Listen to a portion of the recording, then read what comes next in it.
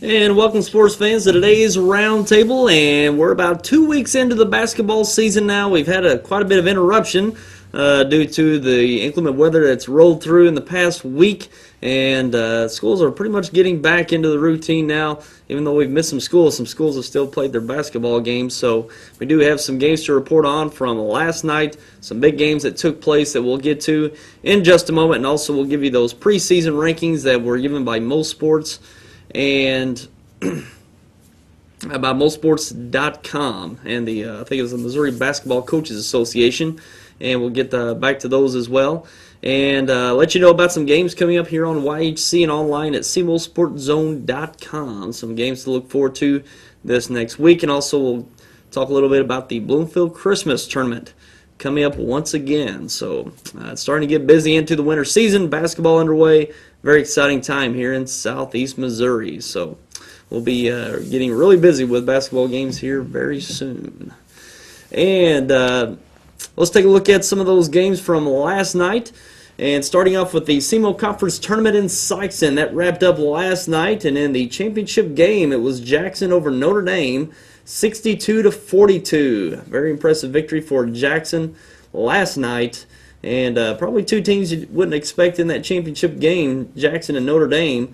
Notre Dame pulled probably the most impressive victories in the tournament up to the championship game. They defeated Charleston in the first round and Sikeston in the second round in the semifinals, and dropped one there to Jackson yesterday evening. And Jackson really looking good at this point. Got a first round victory over Poplar Bluff and a semifinal victory over Kennett. It was Kennett they beat in the semifinals. So Jackson looking really good. They finished very strong last year. This is one team that's probably under the radar at this point. But they went all the way to the quarterfinal round in Class 5 last year in the final round of 8. And bring back a pretty strong team this year, as they show with that SEMO Conference Championship victory last night. So this may be the team to beat in the SEMO Conference this year and in the Class 5 district.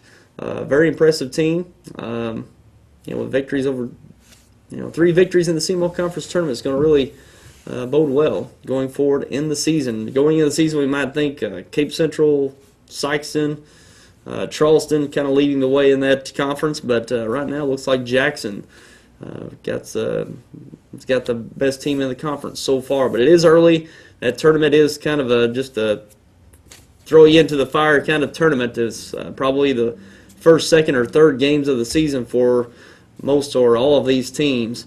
So it's just kind of random how it all turns out as quick as that tournament gets underway for the conference. But got the regular season conference to play out. It will be very interesting to see how the SEMO Conference plays out this year. And going on to the third place game, Sikeston and Kennett. Sikeston defeated Kennett 75-55. No problem for the Bulldogs last night, pulling out third place in that conference tournament, third place game. And in the consolation finals, it was Charleston over Poplar Bluff, 79-67. The Charleston Blue Jays pulling off the consolation championship in that tournament this year.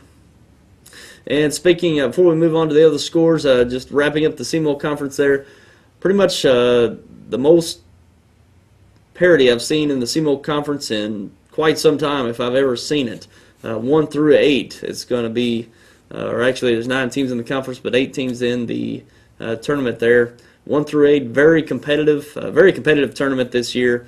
Going back to the first game of the tournament, or the 1-8 game, Sikeston, New Madrid County Central, very close game, only a 14-point game victory for Sikeston in that 1-8 game. Usually that's a blowout in typical tournaments, but it just goes to show how competitive that conference is going to be this year. It's going to be fun to watch.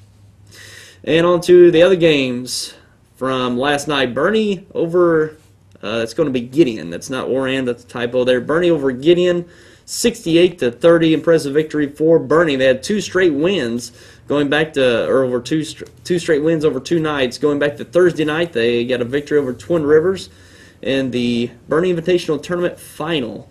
Had a sizable victory there, and the next night defeated Gideon, no problem, 68 to 30. And talking about that Bernie Invitational Tournament final, we brought that live here on YHC and online, and it was the 6th championship victory in 7 years for the Bernie Mules in that Invitational Tournament finals. It cycles between 3 schools there, Bernie, Campbell, and Holcomb, but 6 out of 7 years they've won that Invitational Tournament championship. And on to other games is Oran over Scott City, 80-61. Very good team in Oran, one of the Class 2 teams to look out for this year. Made it to the Final Four last year and bring back a strong group this year as well. Impressive victory last night, 80-61 over the Scott City Rams. And also Crothersville over Zenith Hornersville in the Boot Hill Conference, 108-78. And Crothersville put up a big number on Zenith Hornersville last night. So Crothersville looking strong early on this year. Also, there's the Bernie Gideon. Bernie Gideon 68-30. And we'll move on to Hayti over Portageville, 63-46. And we brought that game to you live last night here on YHC and online at SEMOsportzone.com. Impressive victory for the Hayti Indians. And this is one team that's gotten off to a great start. Their first games were in the Lions Classic. They defeated Zenith Hornersville, also Crothersville. And that Lions Classic even beat South Pemiscot earlier in the year as well by 12 points in that one. So 3 impressive victories to open up the season, and impressive victory last night in the Boot Hill Conference over Portageville. And we have a discussion with Hayti coach Philip Taylor after last night's game. We're going to play that here momentarily, so stick around for that. And also we've got a score from the Paragould McDonald's Classic Tournament down in Paragould, Arkansas, and Dexter with a big victory over Nettleton, Arkansas, 86-52 in that semifinal game. And Dexter had a big win over Hughes, Arkansas in the first round game. I believe it was like 97-15 of some sort, a runaway victory for the Dexter Lady Bearcats, and they're going to the finals. I guess that would be later on today, I would assume. There in Paragould. And I believe that we'll be playing Paragould as well. Very, very good team there in Paragould as well. If I have that right, I might be mistaken on that. But nice run for the Dexter Lady Bearcats through this tournament so far. And before we go to our break, we want to show you that discussion with Philip Taylor last night after that Portageville and Hayti game.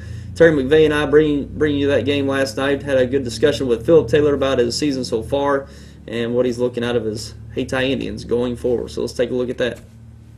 All righty. And we got Coach Philip Taylor with us. And, Coach, we've seen you've beaten South Pemiscot and Crothersville, very nice victories.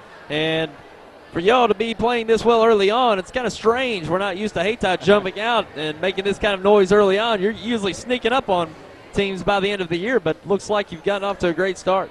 Well, a lot of that goes to football. We were able to get them in the gym a lot earlier, get a lot of things in, and it's showing off now. Defensively, we usually don't start till after Christmas or in the Bloomfield Christmas tournament, showing what we can do. It's nice to have it from the get-go for once.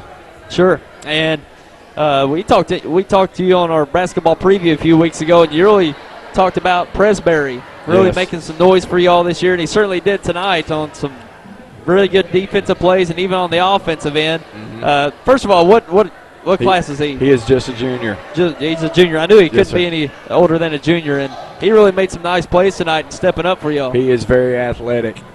He's just behind because of when he got here. Once he figures out exactly what we do in the rotations and stuff like that, he's going to be a star. He can really play. Sure. And the Burden boys we've seen over the past few years, and Frankie really had a night tonight. We're used to seeing Brandon Burden fill up the stat sheet early on, but Frankie, it was his turn tonight, and he really had some nice plays.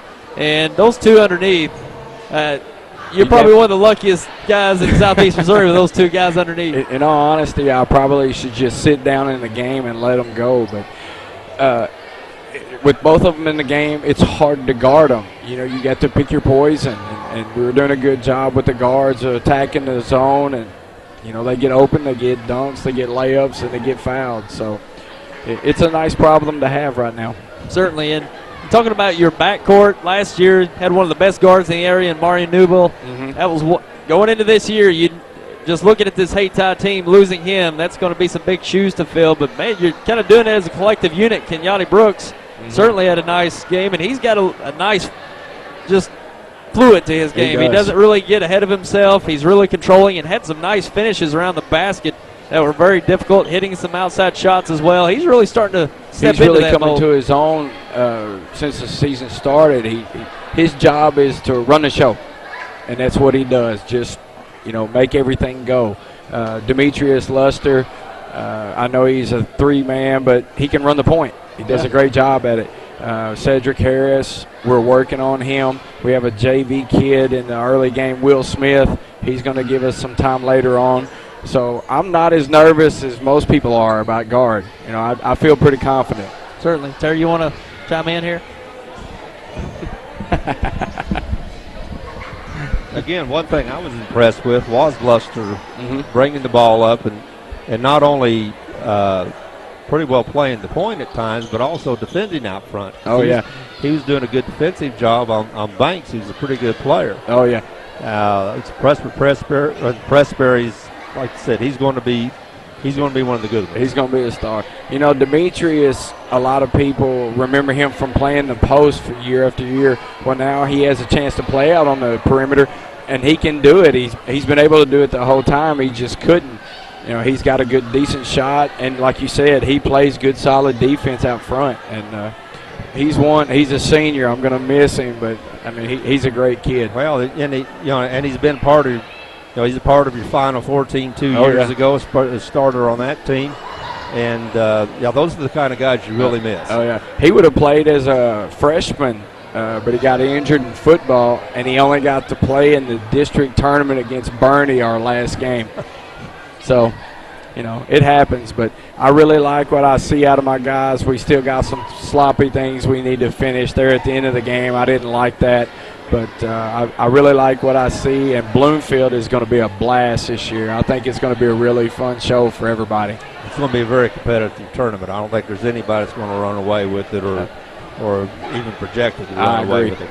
I agree. Just go in, play hard, and see what happens. Well, congratulations on your starting. But and one of the things I was going to also point out we did is that it's an advantage to you to have three quick games there in Zenith, and then turn around and get 4 quick games in That's correct. In Bloomfield. And that kind of, I've always thought that the Bloomfield tournament, the Christmas tournaments, especially when you get 4 games in a row, that's when you really can see what your team can have. And that's every year, that's all I ever ask. Let's play 4 games. I don't care where we finish, because it's the end of the year that matters. Yeah, it's nice to go to Bloomfield and be successful.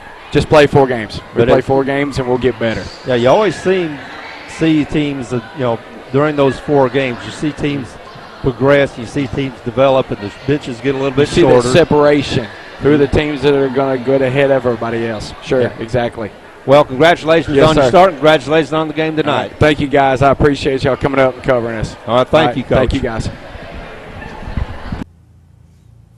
Yeah, you see there, nice discussion with Philip Taylor about that game last night, and you can tune in for that game from last night, today at noon and 6:30 here on YHC, and it will be uploaded to SEMOSportZone.com probably by tomorrow. So, very impressive game there from Portageville last night. And we're going to take a break and be back with more coming up. Welcome to NFL Total Access, the show that takes you inside the locker room and down on the field. With inside access to all 32 teams all year long. NFL Total Access, Monday through Saturday, only on NFL Network. NFL Network, where football season never ends.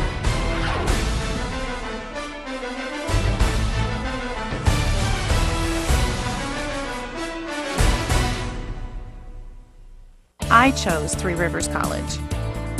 Caring staff made it easy to enroll. I'm receiving affordable, quality college classes. Day, evening, and online classes let me work college into my schedule. With locations throughout Southeast Missouri and over 200 course offerings, including online courses, Three Rivers can help you earn a college or career technical degree. I chose Three Rivers College. You should too. Enroll today. Learn more at trcc.edu. Three Rivers College. Success starts here. First Midwest Bank Gold Club offers special privileges for our friends who are age 50 or better and have combined deposits of $5,000. Members enjoy trips, cruises, seminars, and picnics along with free personalized bank services. Upcoming trips include Journey Through the Holy Land, Yellowstone in winter, Classic Ireland, and Hawaiian Paradise Cruise. Stop by any First Midwest Bank location to sign up for the Gold Club. It's absolutely free. First Midwest Bank, providing common sense financial solutions every day.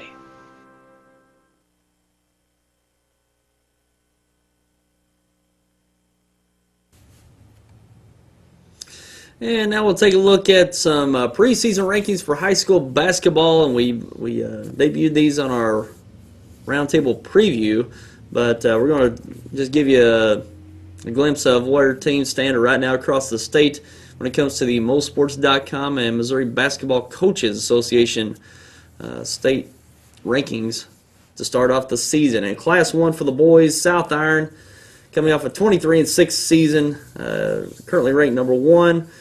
Number 2, Scott County Central. 3, Medville. 4, Fair Play. 5, Stanberry. 6, Eminence, the defending Class 1 state champions. 7, Leeton. 8, Max Creek. 9, Ridgeway. And 10, Glasgow. And in Class 2, West Platte at number 1. 2, Salisbury. 3, Iberia. 4, Canton. 5, Northeast of Cairo. 6, Father Tolton Catholic. 7, Gainesville. 8, Ellsbury. 9, Cole Camp. And 10, Crane. And in Class 3, Maplewood Richmond Heights at number 1. 2, Stratford. 3, Mountain View Liberty. 4, Hartville. 5, Charleston. 6, Higginsville. 7, Lutheran North. 8, St. James. 9, Cuba. And 10, Eugene. And in Class 4, Republic at number 1. 2, Sykeston. 3, Duchesne. 4, Grandview. 5, Lafayette of St. Joseph. 6, Normandy. 7, Center. 8, Jeff City Helias. 9, Hillcrest. And 10, Park Hills Central. And it's worth noting, Republic are the defending state champions in Class 4. And in Class 5, Hickman at number 1. 2, Blue Springs South. 3, Chaminade. 4, Kickapoo. 5, Christian Brothers College. 6, Lee Summit West. 7, Webster Groves. 8, Ladue. 9, Jackson, and 10, Waynesville. And for the girls in Class 1, Walnut Grove at number 1, 2, Chadwick, 3, North Andrew, 4, Norborn, 5, Mound City, 6, St. Elizabeth, 7, Drexel, 8, Wellington Napoleon, 9, Glasgow, and 10, Naylor. In Class 2, Crane at number 1, 2, New Haven, 3, Skyline, 4, Marceline, 5, Sturgeon, 6, Pierce City, 7, Crocker, 8, Maysville, 9, Thayer, and 10, Gallatin. And number 1 in Class 3, Lutheran St. Peter's. 2, Herman. 3, St. James. 4, Ash Grove. 5, Palmyra. 6, Principia. 7, Cameron. 8, Saxony Lutheran. 9, Blair Oaks. And 10, Licking. And Class 4, Incarnate Word at number 1. 2, Dexter. 3, Webb City. 4, Sullivan. 5, Smithville. 6, Mary Institute of Country Day Schools. 7, St. Charles. 8, Bolivar. 9, Republic. And 10, Marshfield. And in Class 5, number 1, Rock Bridge. 2, Blue Springs. 3, St. Joseph's Academy. 4, Kearney. 5, Parkway North. 6, Parkway South. 7, Nixa. 8, Hickman. 9, Truman. And 10, Ozark. And those are the opening state rankings from the Missouri Basketball Coaches Association and MoSports.com. And the media poll, the Associated Press poll, is yet to be released. Probably will so in the next few weeks. So be sure to bring you that one once that one comes to press here in Missouri.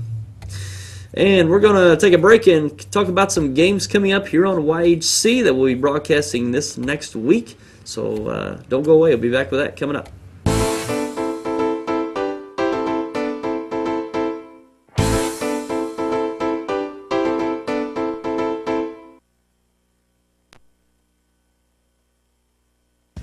It's the small things in life that you tend to appreciate.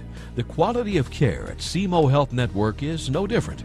They focus on the small details with healthcare that make you feel good, so you can get back to enjoying the small things in no time. They have so many ways to take care of you with 8 locations serving rural communities in need of medical care, including dental facilities and an in-house laboratory.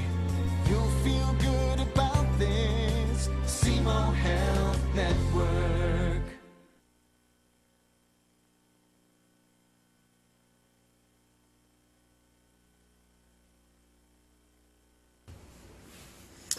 And now we're going to take a look at some upcoming games we're going to televise and broadcast here on YHC and online at SEMOSportZone.com. And taking a look at next week's games, we've got a game on Tuesday, Thursday, and Friday next week. As we look there on Tuesday night, the 17th, we've got Kennett at Malden, and that'll be live at around 7:30 here on YHC and online, SEMOSportZone.com. And Thursday, the 19th, we're Hayti at Hawcom, and we probably won't be able to bring that live to you, but we'll replay Friday and over the next weekend.